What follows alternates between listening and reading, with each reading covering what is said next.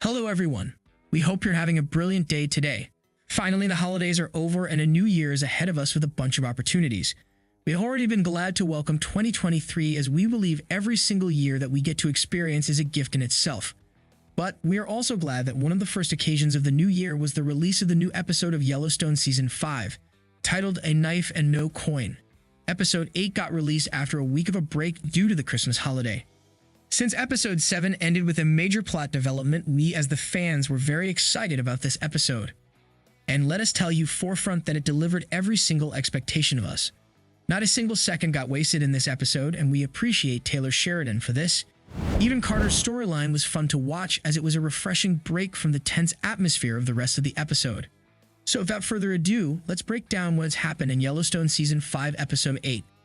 The episode started with the continuation of a flashback starring Rip in which he killed a Yellowstone rancher and then made a deal with John to cover it up. In the continuation of this flashback, we watched Rip being branded with the Yellowstone symbol, which made him a true part of the ranch. You're committing yourself to this ranch forever. You'll have a home for the rest of your life or until this ranch disappears, John said to him. Before that, though, he delivered the body of her former colleague to a dumpster where the Duttons put their enemies' bodies in. This scene gained importance later on in the episode as we discovered the truth about the dump and how it can be used against the Duttons, but we will focus on that later on. Rip's flashbacks are fun to watch for sure, as it's always good to witness a character's past, but they are also a little bit pointless in the grand scheme of things. This one was different though. It truly had a meaning that fits into the theme of the episode and also showed once again that Rip would do anything for the Yellowstone Ranch and John. We believe knowing this fact will become handy in the near future of the series. Then we watch Jimmy finally as he lives his best life on the 4-6's ranches. He is clearly very much happy and doesn't miss Yellowstone not even a single bit. That being said, his storyline did not fit into this particular episode for now. But we believe the fact that Rip, Teeter, and the others are heading to the south, signaling a meeting with Jimmy soon. So it's good to make an entrance to the 4-6's storyline once again. As far as Monica and Kayce are concerned, it's very clear that Monica's having good relations with John is helping the couple's relationship a lot. Monica is finally being respected by John as she deserves to be, and so she feels like a part of the Yellowstone Ranch. John made it clear to her that he wants Tate to inherit this ranch one day, which is huge. But in return, he wants Monica and Kayce on the ranch, helping things out. Monica accepted the offer and let Kayce know about her decision. In return, Kayce revealed that in his spiritual vision, he had to pick between the ranch and Monica. Monica didn't seem troubled by the news. Instead, she said this opportunity might be a third way to have them both. It's good to see that the couple is willing to have a fresh start with their relationship, the ranch, and familial ties.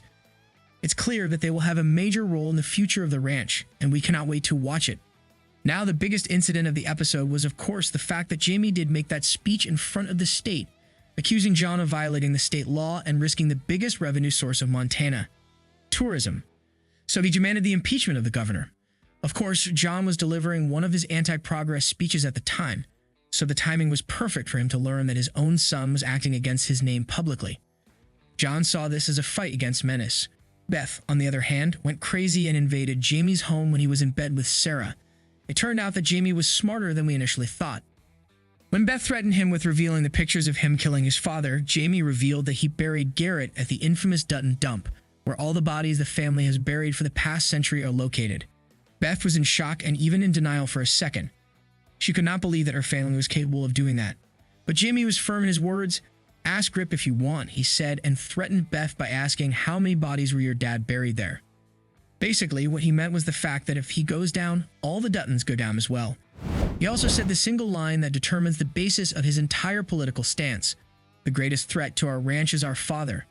In Jamie's mind, if they want the ranch to last to be inherited by Tate, then they need to monetize the ranch, and currently, the only reason why they cannot do that is the fact that John is standing on their way.